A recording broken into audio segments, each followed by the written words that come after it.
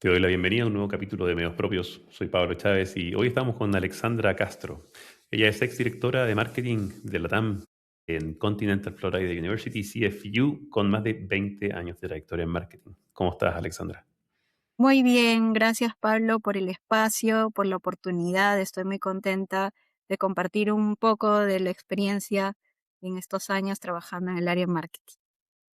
Oye, bueno, partamos entonces hablando por dónde empezaste tu carrera, ¿no? En la parte más del mundo de microfinanzas, ¿cierto? Cuéntanos un poquito de Sí, eso. sí, sí, claro que sí. Bueno, yo llevo casi 20 años, como te comenté, ejerciendo el marketing principalmente en el sector de microfinanzas y en educación superior. A lo largo de estos años he aprendido y estoy bajo la convicción de que el área de marketing no puede estar disociado del crecimiento, de la generación de ingresos en una organización, ¿no? Es importante que el equipo de marketing, el equipo de ventas, compartan los mismos objetivos, los mismos indicadores, tal vez con distintos pesos, distintas de repente tipos de evaluación, pero no puede estar disociado el área de marketing. Y esto te lo comento porque creo que durante muchos años algunas empresas como que lo han asociado más a la parte publicitaria, a la parte creativa, cuando eso solamente es una pequeña parte de todo lo que es el marketing, ¿no? Y eso es básicamente un poco de lo que yo puedo resumir en primera instancia de por qué tengo esta convicción de que el marketing sí o sí tiene que estar asociado a la parte comercial. Sí, 100%. Que es lo que a veces le llaman como el marketing, ¿no? Como esa parte como de las ventas y el marketing todos dentro Sí, sí. de una misma línea. Y dentro de, bueno, de la experiencia que has tenido, ¿no? ¿Qué historias tienes al respecto? Sí, claro. Mira, durante más de 10 años desarrollando estrategias de marketing en este sector financiero, llámese cajas privadas, cajas municipales, financieras, etcétera. Más allá de las campañas, de las promociones, mi oficina fueron las carreteras del Perú. Este rubro me permitió conocer, recorrer más del 80% de mi país. Y no te hablo solamente de ciudades principales, sino también de distritos, anexos, comunidades, zonas altoandinas, en donde la modernización como tal pues no era tan cercana, ¿no? Y te estoy hablando de un momento en el que el marketing digital venía consolidándose, digamos que la modernización tecnológica de las entidades financieras cara hacia el usuario todavía venía en crecimiento, ¿no? Y en ese momento tuve la oportunidad de poder acompañar a los asesores comerciales en estas, como te comentaba, en estas distintas comunidades y conocer las historias de las familias que iban creciendo junto con la marca, Sí.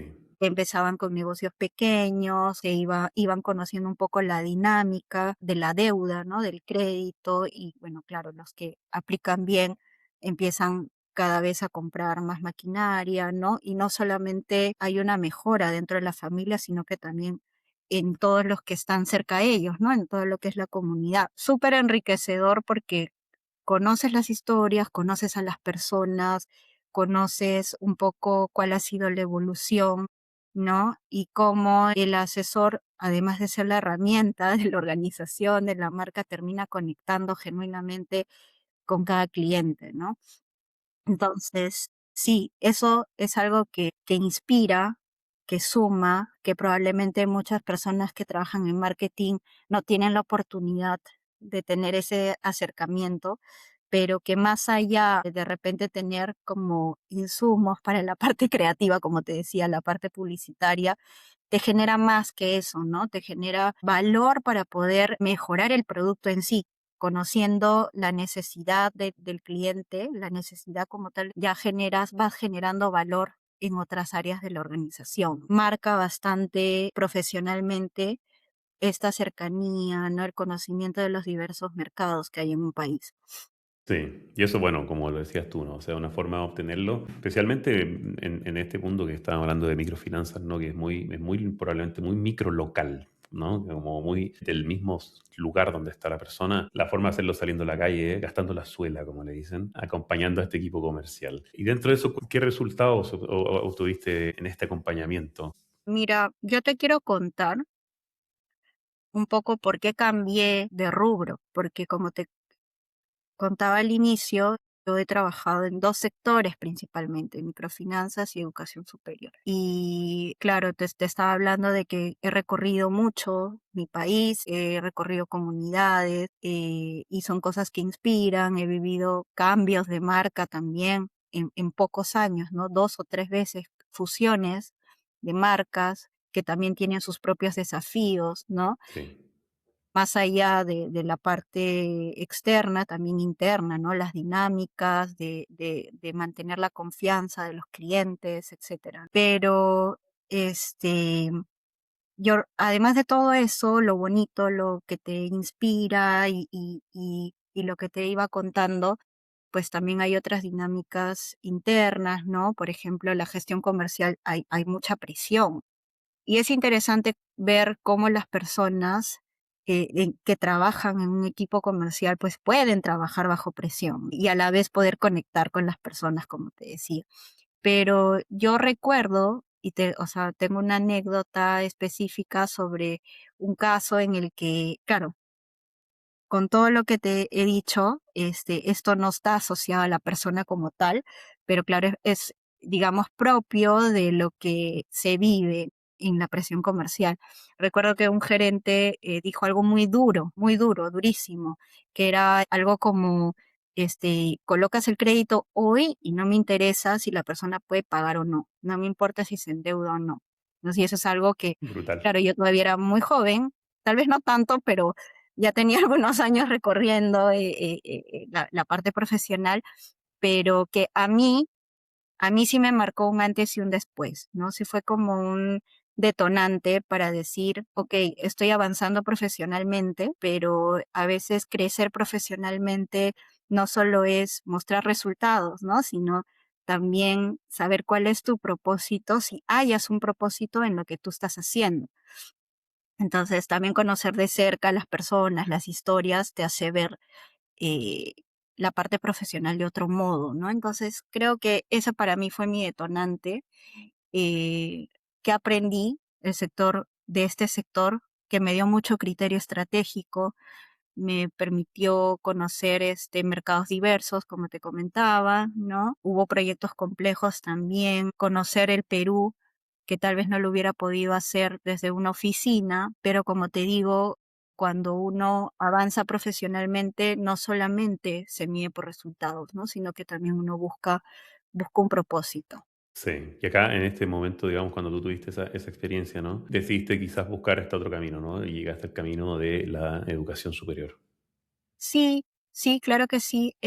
No fue de un momento a otro, pero sí fue, como te digo, el bichito que ya me entró la La curiosidad, semilla, por decirlo así. la semilla, correcto, ¿no? De saber si todavía quería seguir creciendo en ese sector, si lo que realmente estaba haciendo, que te decía que también podía aportar valor al producto, podía aportar valor conectando con las personas a través de las campañas, eh, pero claro, ¿qué más, no? O sea, era como tú dices, muy micro o podía hacer algo más para llegar a más personas y de repente aportar de otras formas, ¿no? Entonces ya para ese entonces mi hermano ya venía trabajando años atrás en el sector educativo y él fue un poco el que me animó a explorar esta parte.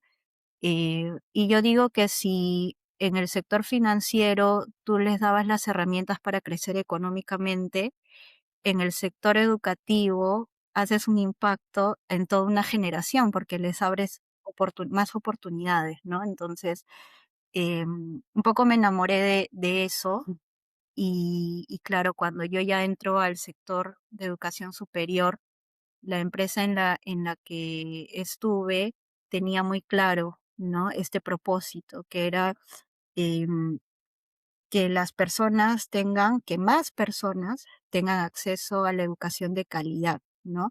Porque claro, acá en Perú, por muchos años se decía que las mejores universidades estaban en la capital, ¿no? Y claro, si tú eras de provincia y más, si hablamos de zonas más alejadas todavía, no de ciudades principales, pues el acceso a la educación implicaba otras cosas, ¿no? Porque claro, tú no te mudas solamente a estudiar, tienes que ver también económicamente cómo vivir en otra ciudad, etcétera. Claro. Entonces, viendo este propósito, pues es que yo me enamoro también de un poco del sector y me aventuro a vivir en otra ciudad.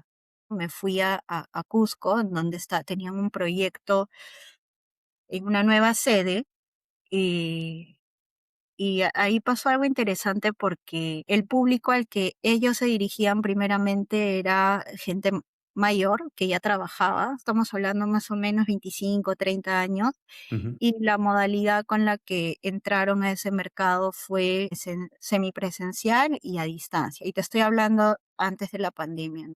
Antes del 2020, Vale. ¿no? Entonces ya se trabajaba años atrás con esta modalidad y eran personas que principalmente tenían estudios técnicos porque, dato curioso, todavía en esa ciudad los papás deciden las carreras de lo que quieren que estudien sus hijos, ¿no? No hay como esa libertad, que también son cosas como que cuando vas saliendo un poco de tu entorno, pues Ujú. impactan, ¿no? Que para algunas personas eso es algo como, ¿no? Como que tú tienes la libertad de decidir lo que quieres estudiar, pero en otros Sí. sitios no. No tanto, claro. Te obligan nomás y tienes que hacer lo que corresponde. Claro, entonces impacta. Entonces, parte de la investigación, ¿no? Entre otras cosas, pues arroja esto, ¿no? De que los estudios técnicos o la mayor parte de gente de esta edad tiene estudios técnicos. ¿Por qué? Porque pasaba esto, ¿no? Entonces querían solamente estudiar lo que de repente los papás decidían poco tiempo para después dedicarse a lo que a ellos les gusta.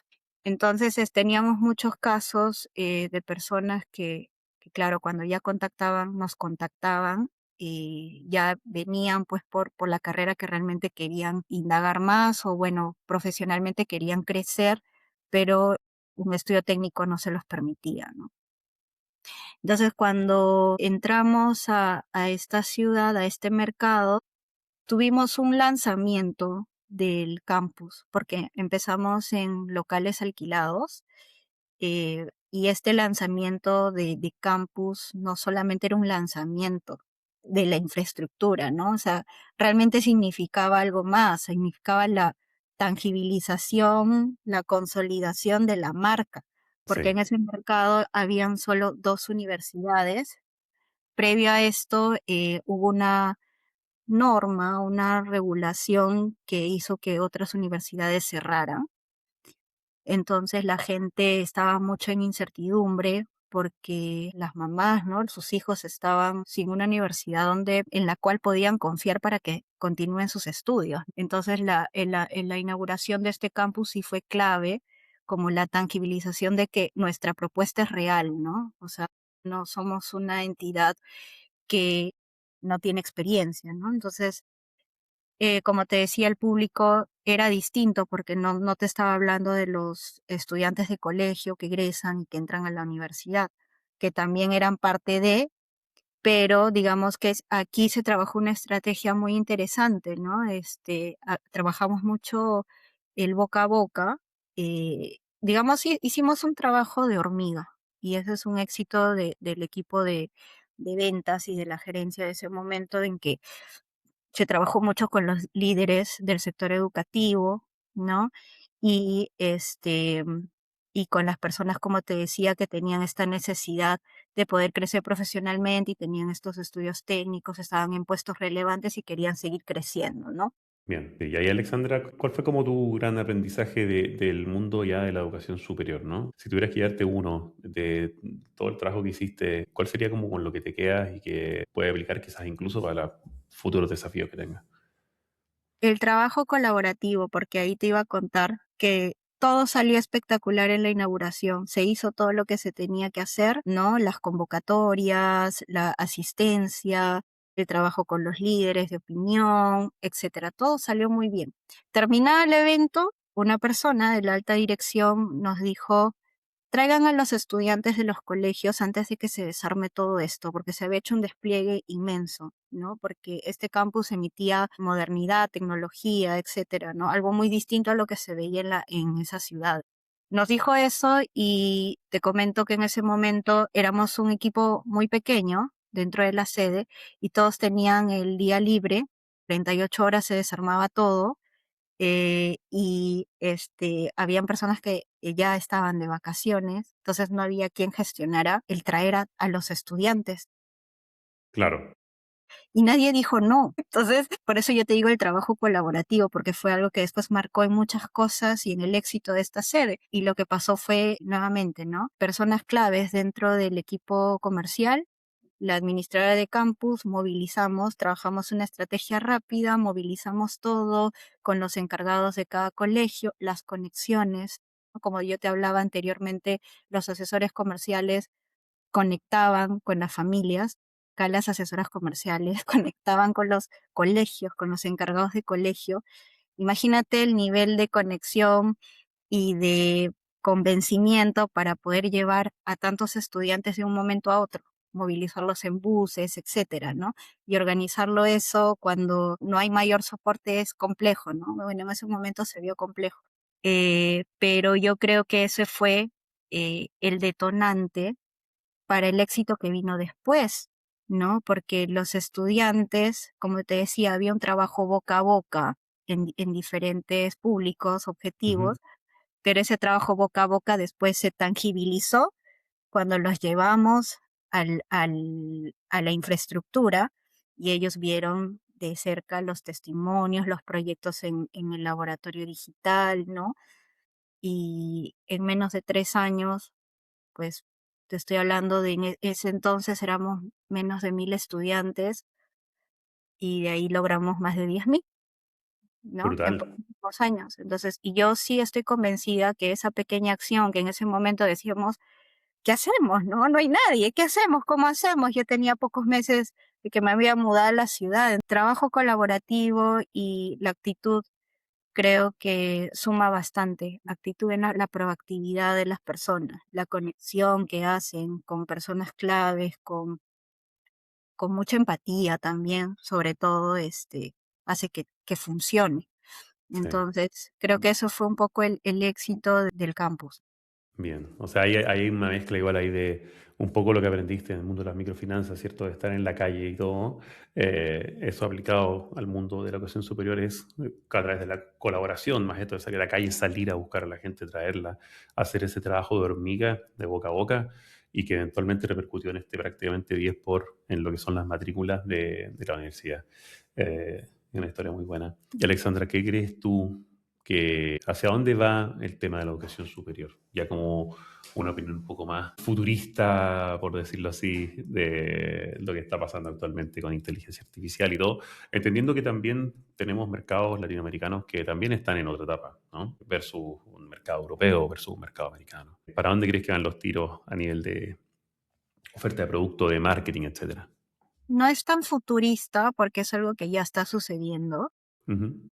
Lo que yo te comentaba, el tema de la accesibilidad. Incluso si hablamos de CFU, estamos hablando de una entidad estadounidense a la que puede acceder cualquier persona que tenga internet.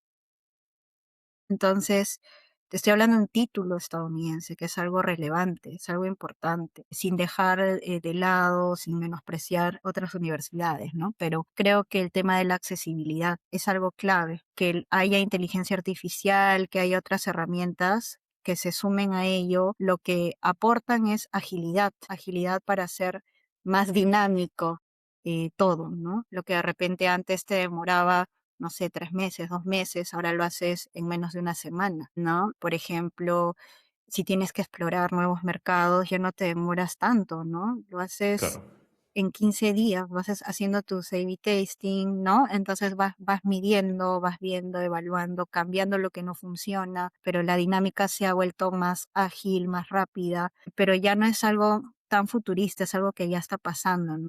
Tú puedes acceder a la educación ahora que todos tienen su celular o tienen un computador con, digamos, más posibilidades, creo que es algo que ya pasa, ¿no? Que ya sí. es algo de hoy. Y eso, bueno, cambia radicalmente entonces también de cómo abordar ese mercado, ¿no? Ya abordarlo desde el lado digital, por supuesto que hace varios años que es un must, pero quizás ahora se vuelca aún más hacia ese camino. Y mira, acá hay algo curioso porque de todas estas historias dentro del sector financiero que yo te contaba, había algo en particular, algo en común, sobre todo cuando hacíamos las campañas para las mujeres ahorradoras o las mujeres ahorristas de las zonas de Alto Andina, de Cayoma en Arequipa, Perú. Ellas me hablaban mucho de el esfuerzo que hacían, pero únicamente para que sus hijos pudieran acceder a educación. Entonces, la capacidad de endeudamiento o la morosidad de estas mujeres era menor porque, claro, ellas pensaban siempre en que sus hijos pudieran acceder a educación. Entonces, yo luego paso al sector educativo y claro, uno puede dar por sentado de que, claro, todos tienen internet, todos tienen este celular, todos tienen, no sé, una laptop, pero no es tanto así, ¿no? Ves otras realidades y, y claro, por ejemplo, alguien de Pisac en Cusco, de una comunidad que tenga que ir hasta la ciudad, hay un esfuerzo detrás de esas familias que hacen que sus hijos puedan ir a estudiar a una universidad. Entonces, sí es un impacto bastante importante el tema de que puedan acceder hoy por hoy más fácil, ¿no? Sin tener que generar otros gastos de vivienda, ¿no? De viáticos, etcétera, ¿no? Entonces, y lo que me hablabas de la inteligencia artificial, bueno, uno tiene que subirse a la ola, ¿no? Porque eso es algo que sin inteligencia artificial, pues, como te decía, vas a demorar más, alguien viene y lo va a hacer en una semana, ¿no? Algo que de repente antes lo hacías en más tiempo. Totalmente, totalmente, Alexandra. Oye, bueno, vamos llegando un poco al final del capítulo, pero ha estado buena estas enseñanzas que nos ha pasado, este aprendizaje que se traspasa de las microfinanzas al mundo de la educación superior y cómo, bueno, hay desafíos, ¿cierto?, que son mucho más locales y que la forma de abordarlos es a través de esa colaboración y de estar, digamos, presente en donde están las mismas personas, ¿no? Y igual en la comunidad latina, ¿no? Puedes ver algunos insights comunes, pero claro, estamos hablando de diferentes segmentos, ¿no? De repente la necesidad de alguien en la capital es totalmente distinta o de algún sector socioeconómico distinto, pero al final apuntan pues a lo mismo, ¿no? A acceder a más oportunidades, a tener una carrera profesional o un trabajo digno, mejorar la calidad de vida. Incluso hablamos de que muchos de los estudiantes de esta universidad son primera generación que van a hacer una Claro. carrera universitaria, ¿no? Entonces, claro, un poquito viendo desde ese lado, sí. Ujú. Buenísimo, entonces Alexandra, hoy nuevamente agradecer tu tiempo y desearte mucho éxito en los desafíos que se vienen. Muchas gracias a ti por la oportunidad. Hasta la próxima. Nos vemos.